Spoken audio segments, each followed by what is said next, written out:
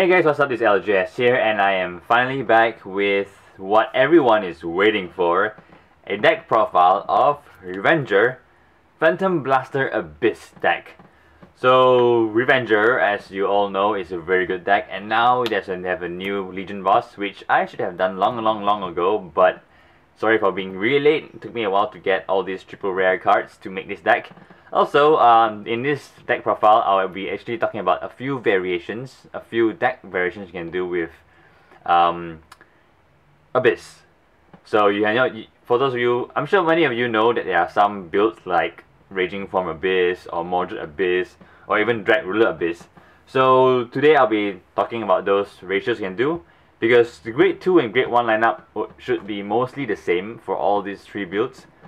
But yeah, so let's get to it. So for the starter, I will go through the list first, and then I'll talk about the skills as well as card discussion. So yeah, do stay tuned for that. So first, starting Vanguard, we run Judge Bow Avenger. He's a very good card because he can allow you to call 2 Grade 1s for almost for free, and it's so good. And since the Grade 3s are mostly Phantom, it works with him as well. And there's a card we combo with, which is called the Sword Breaker, which I'm sure many of you are familiar with, which I'll explain later. So starter, Judge Bow Avenger, yay. Grade 3 lineup we run. For this build, I'm doing right now is the Raging Form build. So for the Raging Form build, I have 3 Phantom Blaster Abyss.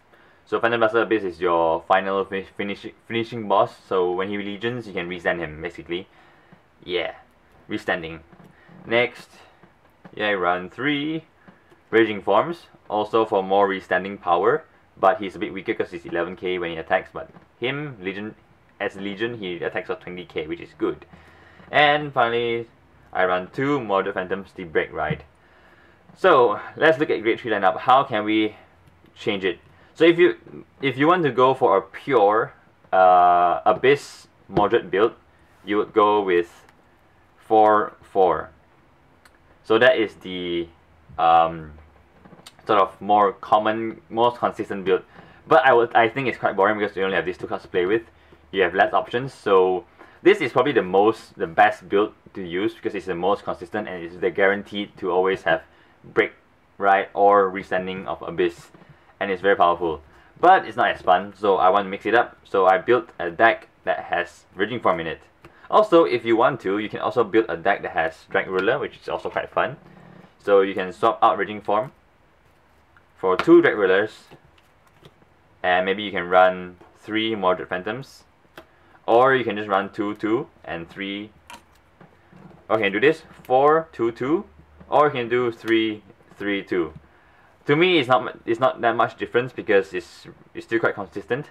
But if you really want consistency in terms of killing with Abyss, run 4 Abyss and 2 Break Ride and 2 Drag Ruler. But yeah, for this build, I'll stick back to this 3-3-2. So for Grade 2s, I run, of course, 4 Blaster Dark Avenger Abyss. So he is the mate for Raging Phantom Blaster Abyss. So therefore you run 4 of him because you definitely want to have. You want to avoid having too many. You want to avoid not being able to do Legion basically, because you want as many of him in the deck or in the drop zone as possible. And he's a very good control unit. So right now he's kind of last one to retire. So next I run 3 of the original Blaster Dark Avenger. So he is mostly in there for the unflipping mechanic engine with Dorint, because this deck is quite counterblast heavy, which I'll go through later as well. So yeah, so he uses two counterblasts. He uses 1 counterblast. His Break Ride uses 1 counterblast, and so you want to have some form of unflipping mechanism in your deck. Next, I run 3 of the Masquerade. So he's your 12k bit stick.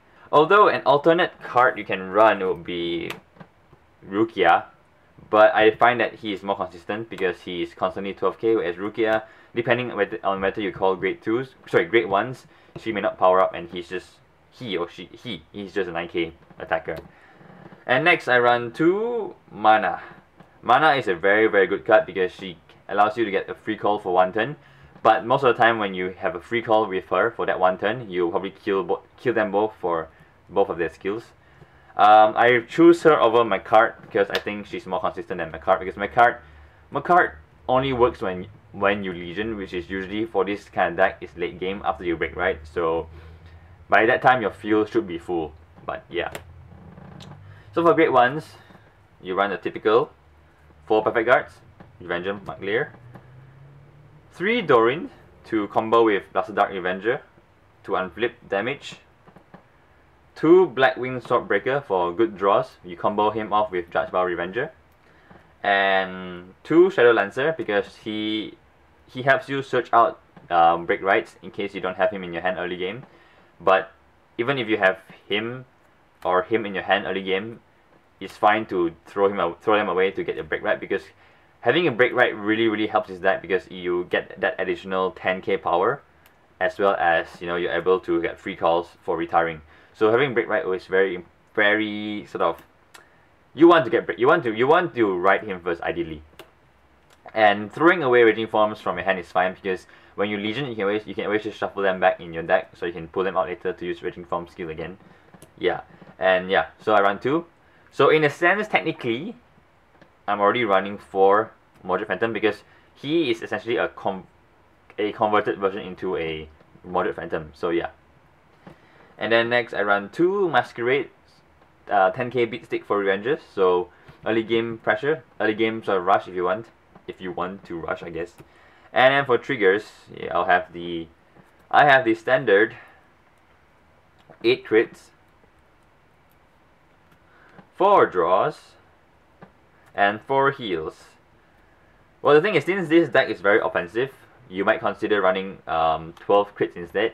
But the thing is that the Revengers only have 8 crits, so if you want to confirm that your deck has only Revengers, then you can run this build, which is 8 crits, 4 draws, and 4 heals. Because there are moments where you may not have the right boosters to call, and you want to call them out.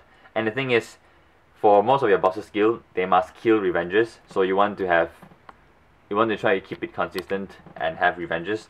So the only card in this deck that's not a Revenger is your Blackwing Swordbreaker. So do take note that you can't kill her for the cost of these 2 skills.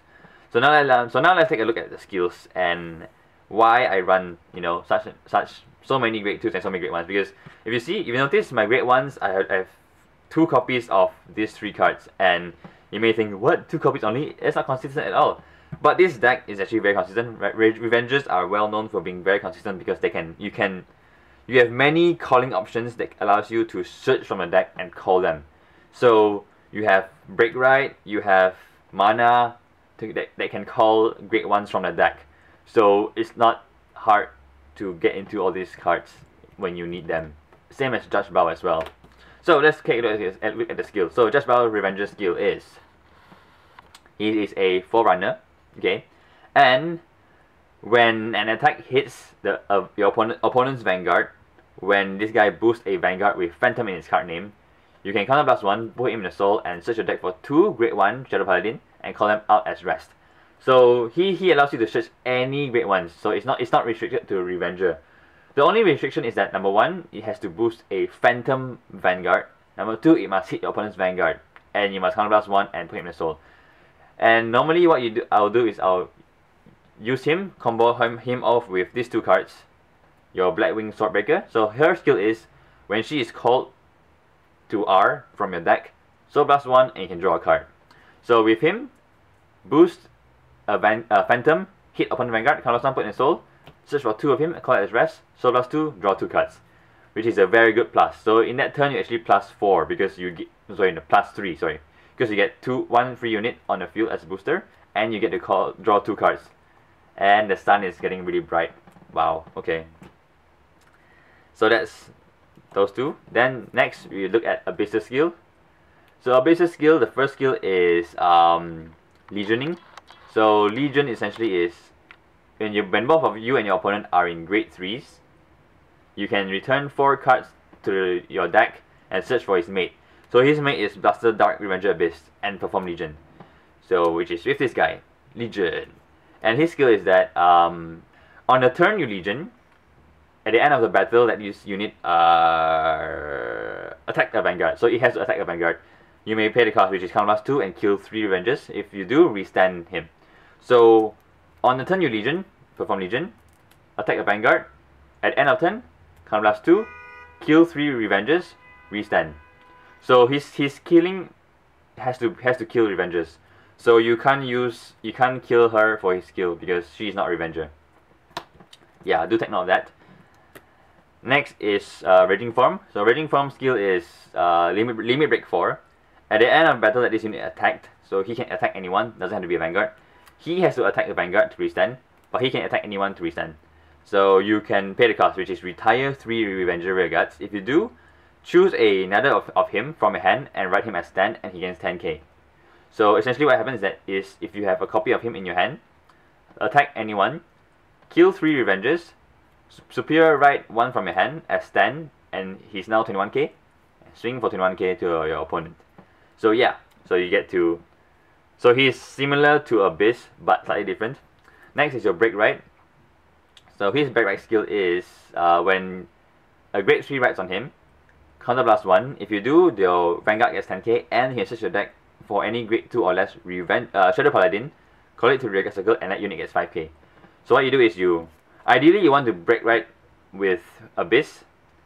Okay, then you counter blast 1, superior call a grade 2 or lower out, and he gets 5k. Then you Legion, attack for 30k, restand, attack again for 30k. So that is why this combination is very powerful, because you get to swing at your opponent twice for 30k. So next is your Blasted Dark Revenger Abyss. So when you call him to rearguard circle, if you have a Vanguard with Revenger in his card name, you can counter blast 1. If you do, retire a grade 1 or less rearguard. So his skill is quite similar to his old version, Blasted Dark Revenger, but it's different in the sense that it can only activate on rearguard circle. So, and you can only kill grade 1 or less. Whereas his skill is, when you call him out, if you have a Revenger Vanguard, counter blast 2, retire a front row. And the thing is, his skill can be activated on a Vanguard. So if you write him, you can kill. If you call him to rearguard, you can kill. Him, you can only call to rearguard to kill. And it's counter blast 1. It's counter blast 2. So normally I don't actually use him to retire at all. I only use him to unflip. So I will actually never call him out unless I have a Dorian to unflip damage. So yeah. So next is a Masquerade. So Masquerade, if you have a Revenger Vanguard, he is a 12k attacker. Next is Mana. So Mana skill is that if you place this unit on a Vanguard or rearguard circle, if you have a Shadow Paladin Vanguard, you can search your deck for a grade 1 or less Revenger and call it to R in the same column as this unit. So the restriction is that it has to be a Revenger, grade 1 or less, and number 2, it has to be called behind her. So early game, let's say if you need a Break Ride, let's say you are at grade 2, okay? You call, and let's say you have a grade 3 in your hand, but you don't have the Break Ride. You can call her to call, then use her to search out for a Shadow Lancer, and then you discard your grade 3, search your deck for a Break Ride. So this is one way to ensure you get Break Ride. Also, her skill states that at the end of the turn, you must return that grade 1 back to the bottom of the deck. But normally I use her on the Break Ride turn only. I don't really use her early game, so yeah. Next is Doreen. So Doreen, basically her skill is, if a Blasted Dark Revenger is called in the same column as this unit, unflip 1. So the thing is, the way the skill is phrased, it has to be Blasted Dark Revenger. It does not work with the new one. It only works with the old one. So yeah. So that is why I never use him as to retire. I always make sure I call him after I have a Doreen on the field to unflip damage. Because this deck uses quite a bit of Counter Blast. So Shadow Lesson skill is, when this unit is placed on rearguard circle, you can discard a grade 3 Shadow Paladin from your hand. If you do, search your deck for a Break Ride. This guy. So for Revenger Molded Phantom. So yeah. So he's there to improve consistency of drawing into your Break Ride. Next is your 10k attacker. So if you have a Revenger Vanguard, he is a 10k beat stick. So this is my deck profile for my Revenge Abyss Phantom Blaster Abyss Raging Form deck. Moderate Phantom Blaster Abyss Raging Form deck. And I don't run Trumpeter in this deck because this deck is quite Counter Blast heavy, and because ideally you want to have Counter Blast ready to abuse his skill. So let's say you have more of him in your hand, you can just keep riding and legioning and resending. So yeah. Here's a little nifty trick I usually do. Because early game you would have called her out to use her skill to draw with Judge Spell skill. But then she's not a Revenger. So how do you get Revengers on your field? So here's what I usually do. So on the break right turn, like this. So let's say early game, I do this. I attack, hits, use a skill, put in the soul, counter blast 1, call 2 of these out as rest. Where's the other one? So soul blast 2, draw a card. Then, let's say if you are ready to break right with your Abyss, break right. Use your break right skill to superior call a mana. Use mana skill to superior a grade 1 Revenger over her, and she dies. So now, in a sense, you managed to get 2 Revengers on the field for free. Then, of course, the next one you probably have to call over with a grade 1, and so on and so forth. Then when you Legion, swing for 30k, 37. Sorry, swing for this first, at least 15k column. Swing with this, kill this tree, and then you can restand. There you go. So compare this with Makart. Let's say if you use Makart, okay, on call, Legion, he superior call a grade 1 as rest. Now he only swings for 9k, so it's kind of weak. So that's why I prefer him over I prefer mana over him, and mana I say works really well as well. So yeah, so this is the my Abyss Raging Form Mordred deck. As I mentioned earlier, you can try other ratios with Drag Ruler, or you can do a pure Abyss Mordred build, because the grade 2 and grade 1 lineups are technically the same, because it's the same, because these are, to me, this is the ideal grade 1 and grade 2 lineup. Although if you want to run pure Mordred and pure Abyss, you probably don't need to run Lancer. So you can actually remove 2 Lancer from this deck and replace it with more Masquerade to have early game pressure and to sort of, you know, pressure your opponent early game and rush your opponent early game as well. So yeah, so this has been my Abyss Mordred Raging Form deck. I hope you guys enjoyed, and I hope you guys like it. If you have any questions or comments, do let me know down below. If you like this video, please thumbs up. If you like my content, do subscribe. And thanks for watching. This has been LJS, and I'll see you guys next time.